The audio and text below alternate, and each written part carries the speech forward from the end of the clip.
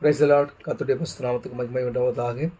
இன்றைய நாள் பொழுதிலே உங்களை சந்திப்பதில் நான் மிகவும் மகிழ்ச்சி கொள்கிறேன். கர்த்தர் உங்களை ஆசீர்வதித்து உங்களையும் குடும்பங்களையும் பாதுகாப்பார். விசுவாசிங்க, கர்த்தர் பெரிய காரியங்களை செய்கிறவர். இன்றைய நாள் பொழுதிலே நாம் தியானிக்க தெரிந்து கொள்ளப்பட்ட அதிகாரம் யோவான் எழுதின நற்செய்தி நூல் 14ஆம் அதிகாரம் வார்த்தை 6ஆம் வார்த்தை. அதற்கு இயேசு, நானே வழியும் சத்தியமும் ஜீவனுமாக இருக்கிறேன், என்னை இல்லாமல் ஒருவனும் பிதாவினிடத்தில் வர. எனக்கு அருமையானவர்களே, அழகாக சொல்கிறாரு, நான் தான் சத்தியம், நான் தான் வழி, நான் தான் ஜீவன். என்னை இல்லாமல் நீங்கள் பிதாவின் இடத்துல போக முடியாது, அதற்கான வழியும் இல்லை என்பதை ஆண்டவர் தெளிவாக சொல்கிறார்.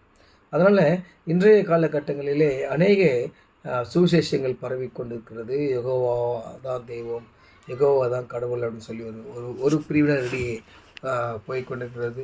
ஒரு சிலர் இன்னும் கொஞ்சம் முன்னோக்கி சென்று, நான் தான் பிரபு, தேவ பிறப்பு, நான் தான் கடவுள், நான் தான் உங்களை ரட்சிக்க போகிறேன்னு சொல்லி கள்ளப்புதகங்கள் அதிகமாக பரவி கொண்டிருக்கிறதான சூழல். ஆனால் இன்றைக்கி ஆண்டவர் நாம் இந்த வேத வாக்கியத்தை அறிந்தவர்கள் அதையெல்லாம் என்னன்றதை அவங்க அறிந்து கொள்வாங்க.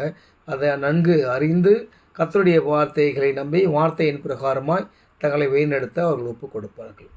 அதனால் நான் இன்றைக்கி உங்களுக்கு என்ன சொல்கிறேன்னு சொன்னால், ஆண்டவரை தவிர நாம் என்ன பண்ண முடியாது, பிதாவை காண வழி நம்மளுக்கு கிடையாது. ஆனால் அவர் தான் வழி, அவர் தான் சத்தியம், அவர் தான் ஜீவன்.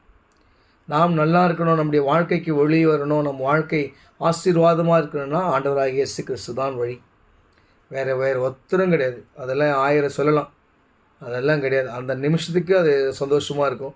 அதுக்கடுத்து அந்த சந்தோஷத்தோடு அதனுடைய பின்விளைவுகள் அதிகமாக இருக்கும். ஒரு சில காரியங்களுக்கு நாம் செல்லும்போது அவர் தான் சத்தியம். ஏன்னு சொன்னால், அவர் தான் இந்த உலகத்திலே பிறந்து இப்படி தான் வாழ வேண்டும், இப்படி நேசிக்க வேண்டும், நான் என்னை எப்படி நேசிக்கிறேனோ அப்படி பிறரை நேசிக்க வேண்டும் என்று வாழ்ந்து காட்டி அற்புதங்களையும் அடையாளங்களையும் செய்த ஒரே ஒரு கடவுள் ஆண்டவராகிய இயேசு கிறிஸ்து மட்டும்தான். அதனால தான் அவர் தான் சத்தியம், வேறு யாரும் இல்லை. அவர் தான் வழி, அவர் தான் சத்தியம், அவர் தான் ஜீவன். எனக்கு அருமையானவர்களே, அந்த ஜீவன் என்னடான்னு சொன்னால், நமக்குள்ளாக அவர் கொடுத்துருக்குது நம்ம ஜீவ சுவாசம். அந்த ஜீவ சுவாசம் யாருதுடனா ஆண்டவராகிய இயேசு கிறிஸ்து நம்முடைய நாசிலே ஒரு பொம்மையாக உருவாக்கி மண்ணிலே அவருடைய சொந்த ஜீவ சுவாசத்தை பிதாவானவர் நமக்கு ஊதின பிறகுதான் ஆதாம் மனிதனானவர். அந்த ஜீவனை அவர் நமக்கு கொடுத்திருக்கிறார். சத்தியமானவர், அவர் தான் வழி. விசுவாசிங்க, அவர் தான் வழி, அவர் தான் சத்தியம், அவர் தான் நமக்கு ஜீவன். அந்த ஜீவனை நாம் பற்றி கொள்ளும்போது நாம் பிதாவை காண்கிறோம். பிதாவை காணும்போது நாம்